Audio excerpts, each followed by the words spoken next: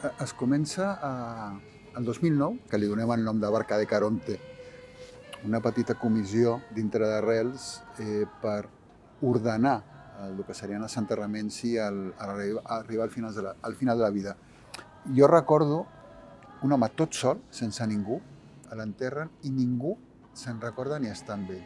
Això d'alguna forma a mi i a alguna altra persona ens va copsar bastant.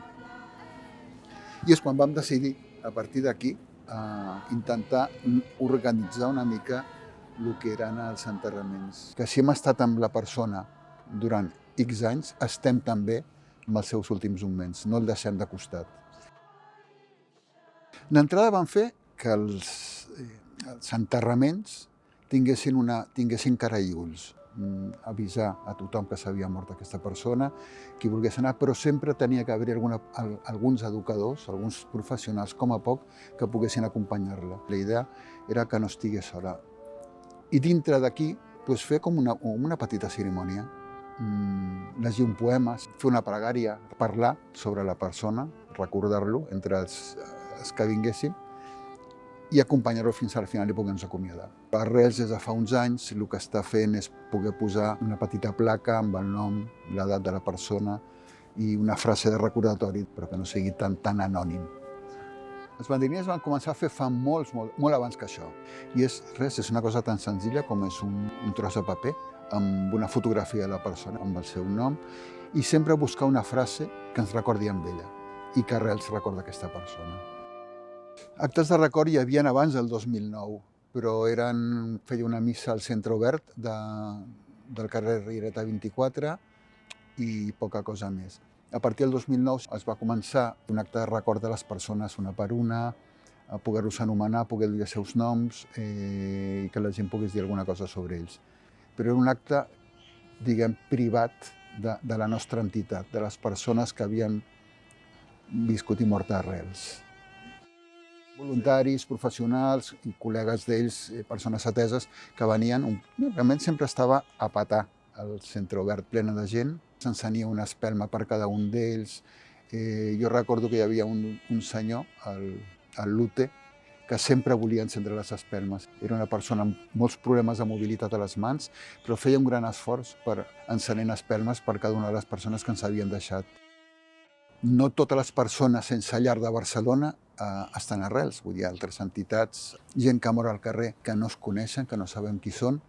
Per què no obrim a fer-ho a Barcelona, que tota la ciutat pugui veure que hi ha gent que mor al carrer, a ple segle XXI, de forma anònima, que ningú es coneix, que ningú es recorda, que ningú vol saber res d'ells. Per què no ho fem, això, fer-ho al carrer? Es va proposar i l'entitat ens va dir que sí. Vam començar fent-ho a la plaça de l'Ajuntament i últimament, els últims anys, ho hem estat fent a la plaça de la Catedral. Ja portem, amb aquests, són 9 anys que s'obre a tot el públic de Barcelona i totes les entitats que treballen amb persones sense llar de Barcelona i participen en l'organització.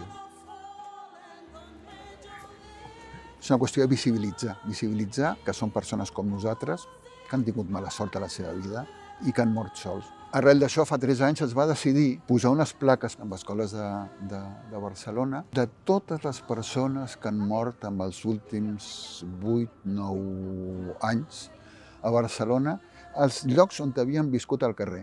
És el fet de dir, amb aquesta cantonada hi vivia una persona que va morir sola.